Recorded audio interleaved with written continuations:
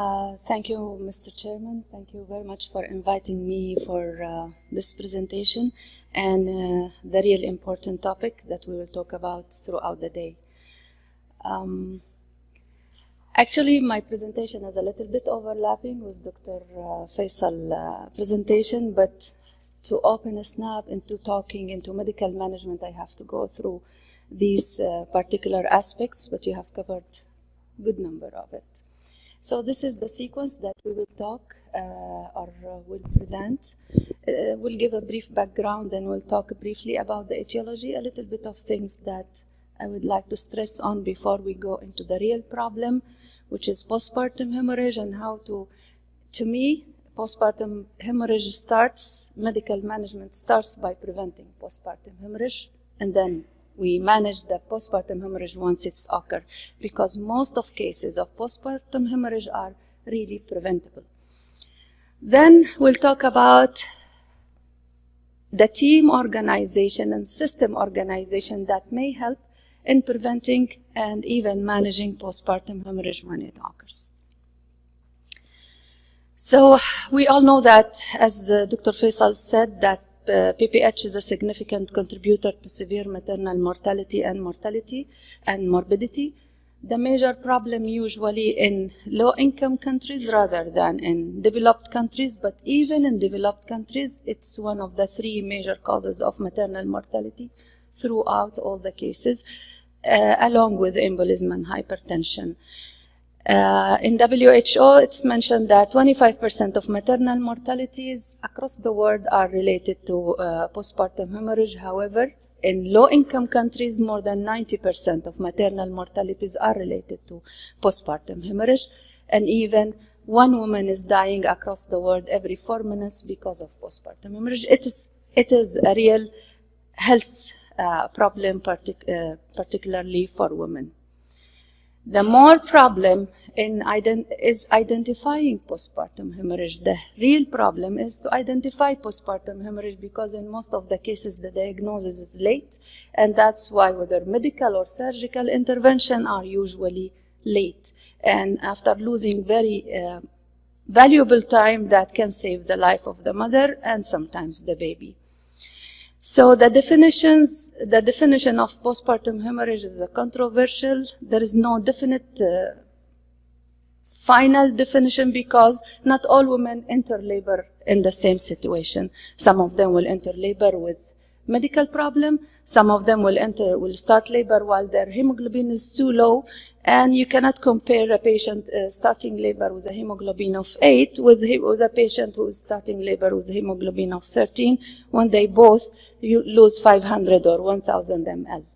And that's why in the new classification they have introduced a clinical situation of the patient at the time of bleeding. So blood loss, yes, but together with and the criteria that was mentioned by Dr. Faisal, pulse and respiratory rate and other clinical findings, because these accumulative information are a guide for the physician to start transfusion and to initiate certain action regarding the postpartum hemorrhage, and not only confining the diagnosis with 500 or 1000 or whatever. So the problem is identifying patients at risk and start the management, whether medical or surgical, timely, based on the initial risk that has been identified for these patients. The most important, as Dr. Faisal mentioned, is primary, because usually patients who develop severe morbidity and mortality, they do develop primary postpartum hemorrhage, and the major cause of postpartum hemorrhage, primary postpartum hemorrhage, is usually uterine atony, along with the other reasons of postpartum hemorrhage.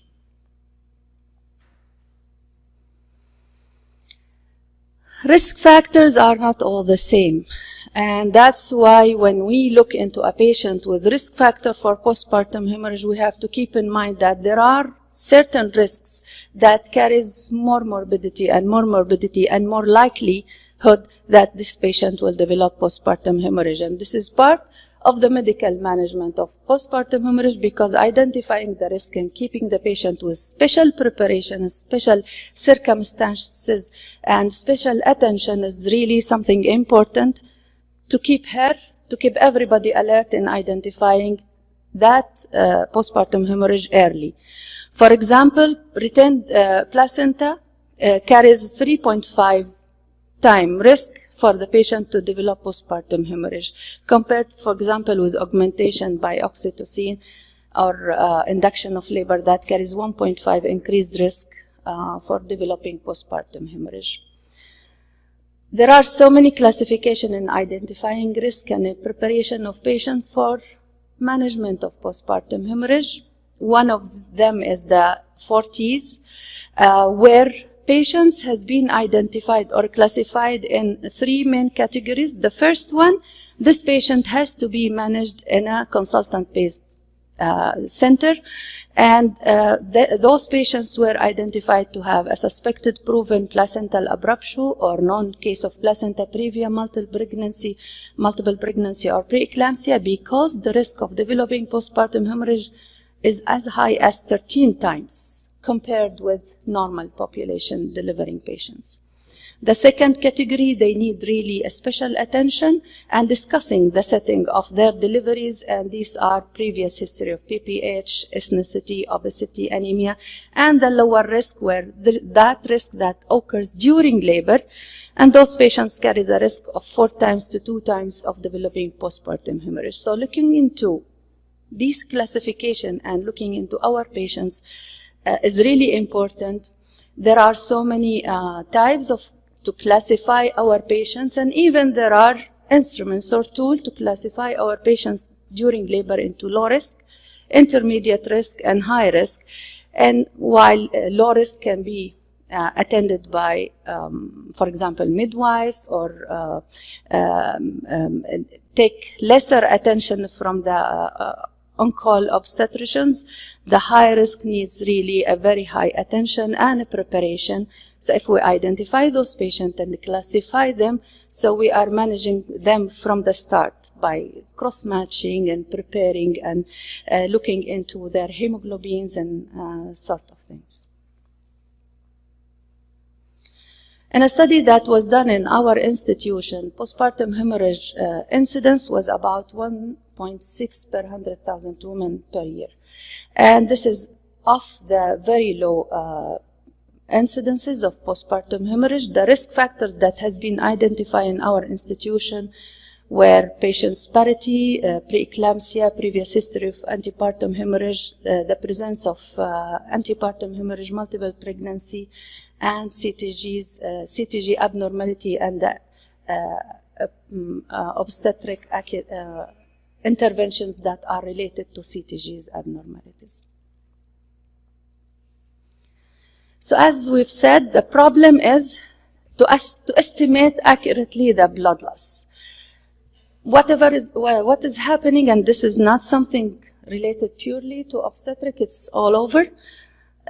Physicians and even anesthetists and nursing, they tend to underestimate the blood loss, and this underestimation internationally is known to be between 30 to 50% when they visually assess the blood loss. Using objective method like testing the hematocrit before delivery and after delivery, it is something objective, but do we have time during postpartum hemorrhage to wait for hematocrit level? Definitely not. So we can diagnose that retrospectively, but it's not really a help in our initiation of management and introduction of medication, and even sometimes reaching to push the patient into OR for surgical intervention. So the other problem, as I have said, that the patients enter labor with different capacity to cope with blood loss, and this is really something that we have to identify from the beginning. And as we've said, the accurate definition of postpartum hemorrhage is not really concluded.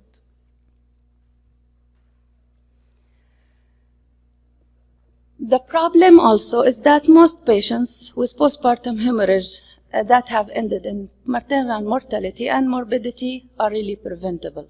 And most of them, they are due to late diagnosis, inappropriate management, or maybe inappropriate resources that led to inappropriate management, and lack of available management system.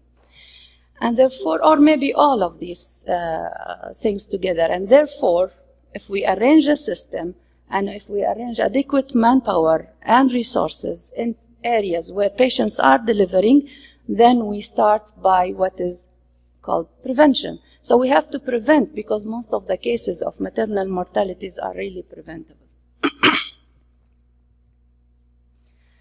And to start with the prevention, it's very simple. Active management, apart from this system preparation that we will talk about at the end, active management of third stage of labor is really known way of preventing postpartum hemorrhage effectively. And it depends on uterotonic administration of after all birth, gentle contraction and uterine massaging if we suspect that the patient might go into atony or if she is high risk for postpartum hemorrhage. And just that simple process have reduced, for doing that simple process, you need to treat 12 patients to reduce a blood loss of 500, which is the definition of postpartum hemorrhage, the international known one. You need to treat 55 of them to prevent a bleeding of 1,000 ml, and you need to treat 27 to prevent an occurrence of hemoglobin of less than 9. You need to treat 67 to prevent an occurrence of blood transfusion, and you need to treat only 7 to prevent the use of therapeutic uterotonics, the different uterotonics that we are using. So it's something really effective, really simple, and really easy to teach, even for juniors in labor and delivery. The WHO recommendation, I lost here some markers, I don't know why, but the WHO recommendation for prevention of postpartum hemorrhage, it characterizes the steps that needs to be done. It focuses on the use on oxytocin for prevention of postpartum hemorrhage of 10 international units, whether IV or IM. And that oxytocin, if it is not available, or if the patient in an area where no IV access is easy, can be replaced by an oral or rectal introduction of misoprostol. So you can go into the second line of interventions. Controlled cord retraction is really recommended, even during cesarean section, and late cord clamping is really recognized as a reasonable way of, it's here, of managing, preventing postpartum hemorrhage,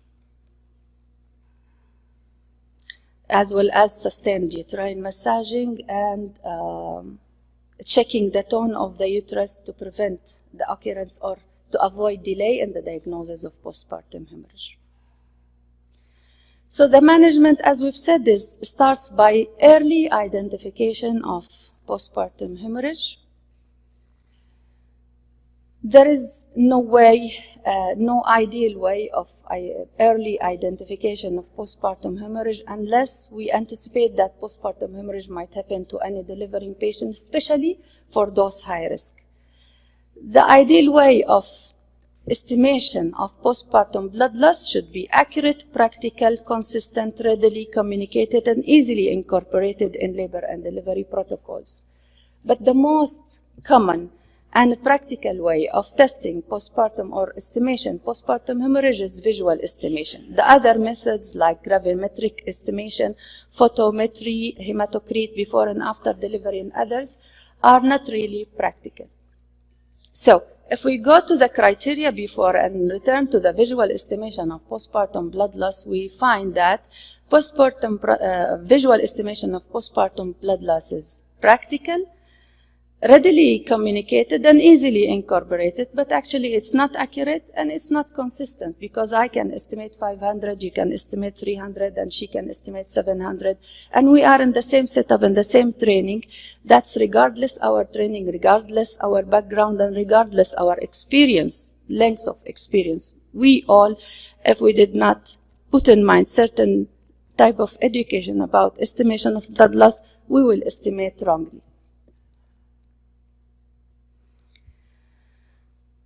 So we have done this test in our institution, and we have compared gravimetric with a visual estimation of postpartum blood loss, and even we compared it with pre and post hemoglobin level. And we have reached the conclusion that every healthcare provider that are dealing with patients during labor, starting from nurse ending by anesthesia consultants, are underestimating. And this underestimation was an average of 30%. So we were underestimating by 30%. We looked into how this can be overcome, and it appears that education for healthcare providers during labor do help in reducing the error in postpartum visual estimation, postpartum blood loss internationally. When we did the effort in educating all healthcare providers that were sharing with us this test, we noticed that, and we did use a simulation for that, for very little blood loss, mild, moderate, and severe excessive blood loss. We noticed the following. Initially, and that's an international, and you can reflect this on all international figures because they are similar. Initially, there was very significant underestimation of postpartum hemorrhage, and that underestimation was higher the more the blood loss is. So the more patient, the more this patient is in real risk of losing, to be exposed to significant mortality and morbidity, morbidities and mortality, the healthcare providers were estimating the amount. Now, after presenting an educational sessions for the healthcare provider, that underestimation has improved significantly, but yet they continued to underestimate. If we go further and say, why not to give them the patient's condition, the vital signs and pulse and all the situation of the patient, so maybe that will help in improving their performance. Actually, when this happened, there was marginal improvement, but did not improve significantly. So the major thing is to estimate visually, regardless. But so far, there is nothing in the literature that will say that accurate or correct estimation or the effect of education in reducing the error in postpartum visual estimation of blood loss is going to improve on fetal and maternal outcome. Nothing, to my information, has been published, particularly on this.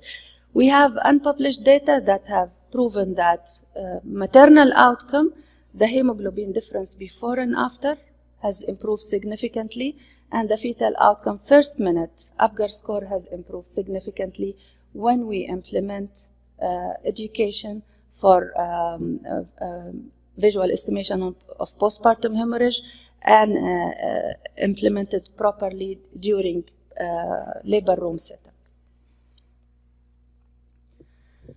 So starting from prevention and early identification of patients with postpartum hemorrhage, we go into medical management. Actually, the first thing is to early detect, and then, as Dr. Faisal Safi had mentioned, multidisciplinary approach that aims to maintain the patient hemodynamically stable and identify and treating the cause. If the cause is not surgical, then the cause should be started by treating it medical, and we usually escalate the method of management of postpartum hemorrhage gradually until we reach the final resource or taking the patient to OR for surgical intervention or even hysterectomy. But to do this in an organized way and without panicking, we need availability of comprehensive plan for the management of obstetric hemorrhage in the institute where the patient is delivering, and provider should be familiar with that algorithm. So it's not enough that the institute will have it. The provider should be familiar with that, and a proper education or regular education should be provided for the health care providers in labor and delivery about the presence of this algorithm, and that one should be based on the resources that are available in the institute or the hospital where the patient is delivering. So what fits with certain institute, not necessary to fit sequence-wise and the availability of medication. The first resource is usually uterotonic because most of cases of primary postpartum hemorrhage are related to uterine atony, 70 to 80% of them. And as we've said, or Dr. Faisal was also mentioned, we have to empty the bladder, massage the uterus, give uterotonic, and usually we start with oxytocin. But we go into the second line uterotonics gradually, and there is no literature that proves that one of them is priority to the other. So the sequence of the next uterotonic, if oxytocin did not work, it doesn't matter. It depends on your training, availability, and the facility that you are dealing with. So you can go with methyl ergometrine, you can go with prostaglandin F2 alpha, misoprostol, and the sequence of these is not necessary to be equal across. Tranexamic acid is also out of the medication that can be used to manage medically postpartum hemorrhage. It's an antifibrinolytic agent that has a modest effect on the prophylaxis and treatment of PPH, but literature has shown that use of tranexamic acid is better than placebo in reducing maternal mortality resulting from PPH. Risk of thrombosis resulting from tranexamic acid is not considered during the use for postpartum hemorrhage, and they did not detect that it has increased the risk of thrombosis. So it can be used, but it should be used within the first 3 hours of postpartum hemorrhage. So if you are planning to use it, use it. Carbetocin, it's an agent, it's an agonist at peripheral oxytocin receptors, mainly used for prevention of postpartum hemorrhage in cesarean section cases. There is no strong data that proves that it is a good medication to be used for management of postpartum hemorrhage. Tamponade, regardless the method of tamponade, it can be used meanwhile you are preparing either for medical or surgical intervention of postpartum hemorrhage, and I will leave this to the surgical side of the management. But non-pneumatic anti-shock garments are really an instrument that can, it's something that the patient will wear in her lower half. It will give a pressure in a way that it will reduce or reflect the blood that is remaining in the patient's circulation into its vital organs, mainly the brain, and that will delay the occurrence of the shock and will give further time for the providers to start managing the patient. So it restored the woman consciousness, pulse and blood pressure, and decreased bleeding from the part compressed under it. And actually combined analysis of 1,442 negative outcomes were significantly reduced. Combined analysis of 1,442 patients, it was found that negative outcomes were significantly reduced, and negative outcomes meant by severe mortality, severe morbidity, and mortality. So maternal mortality decreased by about 44%, and severe morbidity was reduced by about 80%. Emergency hysterectomy was reduced by about 56%, and number needed to treat to prevent either mortality or severe morbidity was 18. So it's an instrument, easy to be used. I don't think it's costly, and it's something that can give time before the patient will go into shock, will give time to prepare the patient, especially in areas with low resources, or if the patient requires transfer. There is a full lecture on uterine artery embolization, transfusion, and massive obstetric hemorrhage. Actually, the main thing in postpartum hemorrhage is to keep the patient with adequate circulation and oxygen carrying capacity. So there will be no loss of oxygen or reduction of oxygen into her vital organs, or low circulation into vital organ, and we end by multiple organic failure even if we survive with the uterus or whatever. So transfusion, usually in massive postpartum hemorrhage, we go into massive obstetric hemorrhage, and usually our anesthetists are the key people in doing that. Actually, a massive obstetric hemorrhage should be part of comprehensive management plan. So when we put a plan on how to manage postpartum hemorrhage, how to organize the massive transfusion should be there. And we have to be very careful to low fibrinogen that should be anticipated in a setting, especially with a placental abruptio, amniotic fluid embolism, and early use of cryoprecipitate factor. Other methods like cell salvages, usually this method, you need to know that you are going into a case of postpartum hemorrhage, because some of our postpartum hemorrhage are unpredictable, so this is rarely used in obstetrics. Prothrombin complex concentration and fibrinogen concentration, data regarding the use of them in the setting of PPH and disseminated intravascular coagulation are limited. Recombinant factor 7, we rarely use it in postpartum hemorrhage, but sometimes we opt for that. Usually the role of recombinant factor 7 in primary PPH is controversial. It significantly improved hemostasis in PPH, but also may result in life-threatening thrombosis in 2 to 9% of the cases. So it has to be used with caution, and usually in our institution we consult with hematologists. So hematologists should be with us online when we decide to use recombinant factor 7 for cases of postpartum hemorrhage. Actually, the most important thing is to have a system. To have a system where you organize your work and you have a algorithm of how to do and whom to call and what to call at what time. So health facilities delivering maternity services should adopt formal protocol for the prevention and treatment of postpartum hemorrhage in the presence of multidisciplinary team that is well trained for the management of postpartum hemorrhage.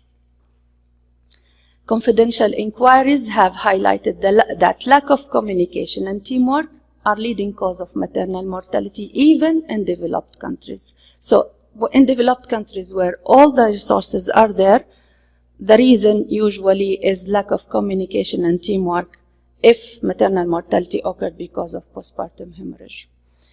Not only this, skilled birth attendant at delivery and health expenditure are key variables that predict maternal mortality at a national level. So the presence of facility, team, and skills are really important to maintain a patient's life when she developed postpartum hemorrhage.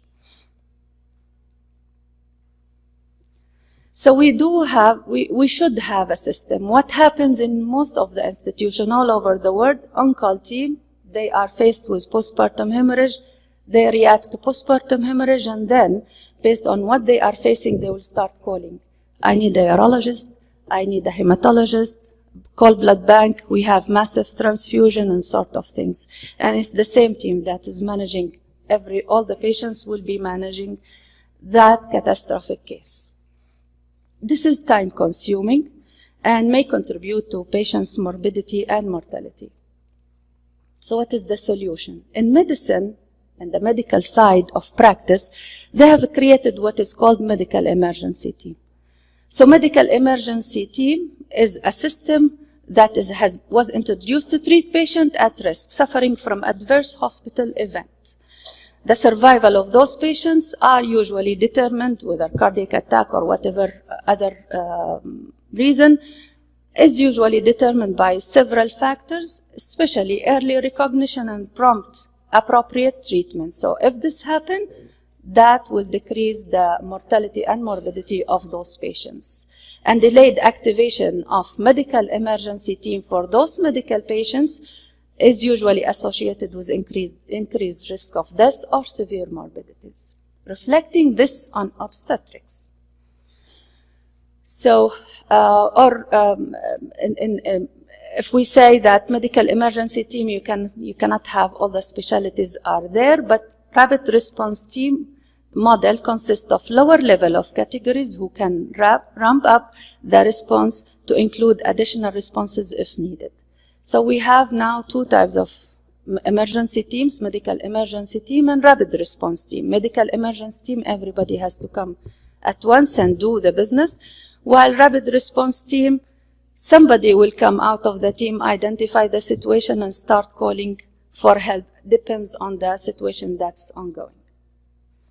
So if we think about rapid response team at a nursing level and medical emergency team at physician level for cases of postpartum hemorrhage in the institution, that may help the institution itself and maybe even help regionally the institutions that are beside. Because if we think practically, for example, in National Guard, we have all specialties. We can call everybody at any time and everybody's on call. Everybody will respond. But some nearby hospitals that are few kilometers from our hospital, they don't have this luxury.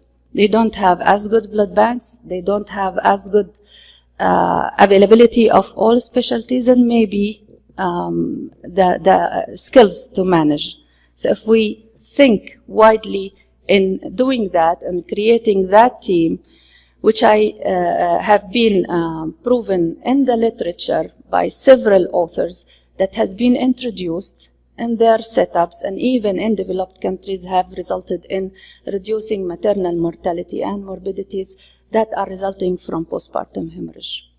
So if we think that we define a policy concerning the function of that team, establish that team to serve institution and region even, and utilize the various experiences that has been published elsewhere in creating that team, we may help in reducing maternal mortalities and morbidities that are occurring because of lack of resources or maybe lack of experiences at the time of its occurrence. The applicability of this service will be provided upon application and applicable to either emergency or even elective cases. So in that case, in any institution, if they do have placenta accreta or percreta, but they don't have the skills to do it, they can still keep the patient with them and that team can be activated to give them assistance at that time. Of course, there should be an activation criteria that is fixed so the team will be known, and a sequence of events that should happen in case of emergency activation or even in elective activation, so patients will be identified, treated, and managed by the best skilled people that are prepared to manage these cases, and the lab is ready, everybody's ready, with adequate education and privileging. That can extend widely, can extend across the regions, and even you can have a map to the city or to the area where you can map every few hospitals that can share that team together. So in conclusion, postpartum hemorrhage is a major health problem contributing to maternal mortality and morbidity, and most of the cases are preventable. With active management of third stage, we are going to reduce significant number of them, and with the implementation of system that can work on preventing and managing postpartum hemorrhage, also we can do further prevention of catastrophic obstetric hemorrhage that may result in patient death. Thank you.